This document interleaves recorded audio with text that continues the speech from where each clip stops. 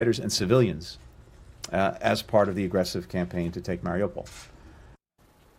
Investigations are ongoing, but if chemical weapons were found to have been used, would this cross a red line for the US and prompt further military engagement in the war? Well, let's go to Washington to speak to Lieutenant Colonel Daniel Davis, a senior fellow at the foreign policy think tank Defense Priorities. Thank you very much for making time to talk to us. According to the US Secretary of State, Antony Blinken, who we just heard there, he says the US has credible information that Russia may use chemical weapons in Ukraine. Do we know what evidence there is of that?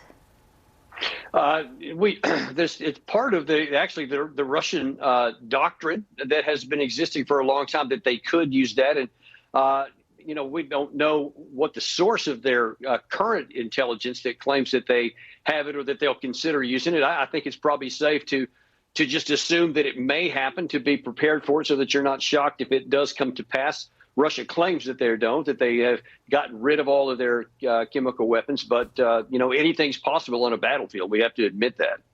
And does the use of chemical weapons constitute a red line for the United States, where they might just see themselves getting more involved in this war? We know in 2012 with President Obama, that was a red line in Syria. Could we see the same thing happening here?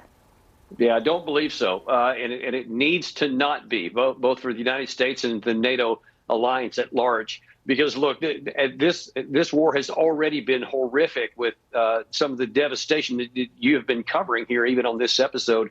But the last thing that we need to do is to take any action out of an emotional and an understandable desire to do something that could actually expand the carnage and escalate the war, so that maybe it triggers an Article 5 guarantee somewhere.